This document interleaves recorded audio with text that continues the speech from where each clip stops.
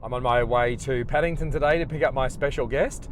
This guy's been in real estate for 18 years. He does over $1 million GCI, which puts him in the top 0.5% of all agents in Brisbane. But something that you might not know about him is that before he got into real estate, he actually played football professionally and was on the Queensland Reds. So let's pick him up. Ben Wakely. Geez, you smell nice. Oh, thanks. Leave it on. What cologne is that? I bought it in Paris, actually. Smells nice. Yeah, thanks. Yeah. So you don't drink coffee, do you? No, ginger shot. Ginger shot. Right, just go straight down. Spicy, bit tangy. That'll put hairs on your chest. You need a couple. Obviously, we've known each other for a long time. Fair while. Fair while, hey? Yeah. When I used to ring you and it used to jump a listing, I used to use you. We kind of got into real estate like around the same time. I think you got in about a year or so before me. And we competed for like 7 or 8 years or something like that. Yeah. It's friendly rivalry, but... Exactly, right? What did you do before you got into real estate? Going back to the roots, my father owned a business out at the Broccoli markets. Yep. So started out working there on school holidays. And I always remember after schoolies week, going home and Dad saying, look, you're coming to work out the markets, waking up early every morning and then coming home and sleeping on the couch all afternoon. And I thought, I don't know whether this is a career for me. I played, rugby quite well and then I got in the Reds Rugby College. So then I actually was a groundsman at Ballymore. Okay. So I used to be on the ride-on mower. I was really tan because I used to ride the mower with my shirt off. And, as dark as me? Yeah, probably as dark as you. I was probably as dark as you. I got a bit of Albanian Greek in me, so I go pretty brown. And then I was training for rugby in the morning, in the afternoon, and then played professional football for...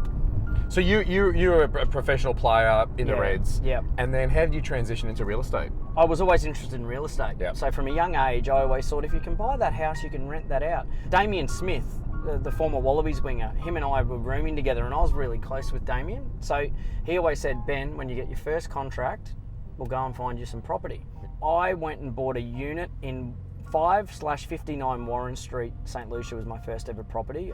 And it was a 2-bedroom, 1-bathroom unit of $140,500. Wow. And then we lived in that for $467,500. Shit, something nice. like that. So how I got into real estate was through Timmy Douglas. I was looking around with Damien one day. We saw this place and it was a piece of crap in Paddington, 13 Glenmire Street. So sorry if you own 13 Glenmire Street now. Yeah, well, it was a fibro shack. And it was funny because Timmy pulled up in a big Mercedes and Damien said, mate, I think you want to get into real estate as well. Anyway, bought the house off Tim and then started working with Tim. I mean, I had a really good network because, Mum and Dad lived in Barden. I sold houses for all the rugby players, so I had Crofty, Stephen Moore, John Rowe, sold his place, former Wallabies captain, Toto Kefu and all that. I was a bit of a go-to, so it was sort of really enjoyable to give them property advice. What was the grind like? You just had to ring people and it was pretty simple, but ring them and add some value. Like if you're ringing them and say, hey, do you want to buy a house or sell a house? You're not really adding much to their day. You're just asking for something. Yeah. So I was providing, information, and I'm a people person. Yeah. So that I've always, loved people and, all walks of life. And, that's one thing I think my parents instilled in me, to be honest. We can sell a house here and help these people and then, you get rewarded pretty handsomely. Yeah. So it wasn't hard. Yeah. When you do the market stuff and you do the, when I was sitting on a, 36 degrees heat and I was sitting on a tractor out at Ballymore and, almost rolling down 4X Hill. I think real estate was easy. I think that humility, mate, it really shines through in your work, in the way that you deal with pretty much everyone that you work with. Yeah. And so, mate, that's really brilliant. You really treat real estate like a game. It's a sport. It's a sport. Yeah, it's competitive. Yep. I love working for my clients. I love doing the deal. I love the whole thing. I love helping people. Yeah. And you know what? At the end of the day, mate, I go home to a really nice house with a beautiful wife, a lovely son, and I'm grateful. Yep. To put life into perspective, I stumbled across Robert J. O'Neill. He is the man that shot Osama bin Laden. He has said goodbye to his 7-year-old daughter 11 times. Wow. And I'm thinking, these guys are going risking their lives for humanity. We're just selling houses. We're selling houses. Puts it in perspective, that's the thing.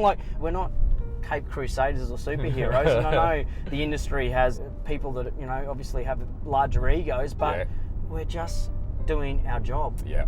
No, one of the concepts you talk about is we're real estate agents, not rock stars, because there's this whole kind of caped mentality kind of, you know, going on. And, you know, what's your thoughts on that, first of all? Social media is a great platform to market on. If you're yourself and your authentic self, that's fine. But a lot of people live through social media and aren't true to themselves. So they're not true to, you know, who they are. They're trying to be someone else. Do you know what the most popular religion is in the world? Is it Muslims? No, Christianity. It is Christianity, okay. Jesus, he was a carpenter. He only had 12 mates. Chippy, he had 12 mates. He had a great following. And then, you know what the highest grossing superhero is? Tell me. Guess. Superman? Spider-Man. His aunt couldn't pay the rent. He didn't have a chiseled jaw or muscles. People relate to Spider-Man. First $1 trillion company. Apple? I don't know. It was Apple. It was Apple? So who was their leader? Yeah, Steve Jobs.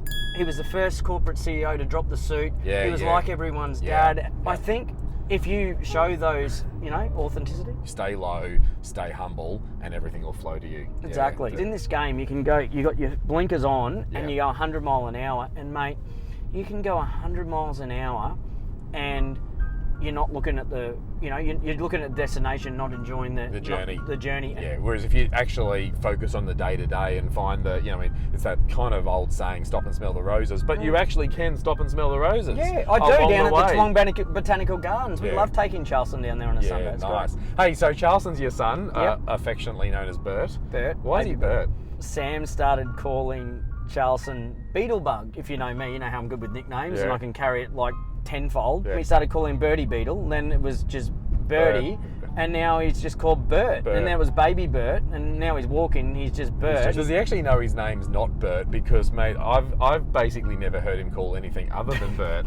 It must be really nice having, you know, both the career and having, you know, it's just having the balance, and mate, it's getting everything right in life. And real estate, we can have that ego, like we're going to work 7 days a week, and I've done that. So I've done the 7 days a week. I remember actually Tim used to tell me when I first started real estate, he said, you know, you'll love these years of your life when you're not married and don't have kids, just get out and get amongst it. And that's what I did. And once you got, you know, your health right, then your marriage right, then you know, being a father right.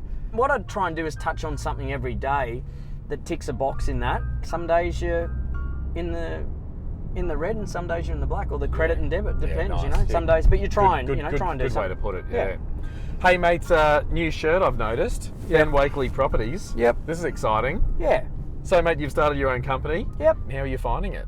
Oh, great. Look, it's been great response, and the marketing, you know, is looking fantastic. I mean, the branding's shit hot. With all due respect to Urban, you've had a great influence, and we've done plenty of great things, but at the end of the day, people want to deal with the person.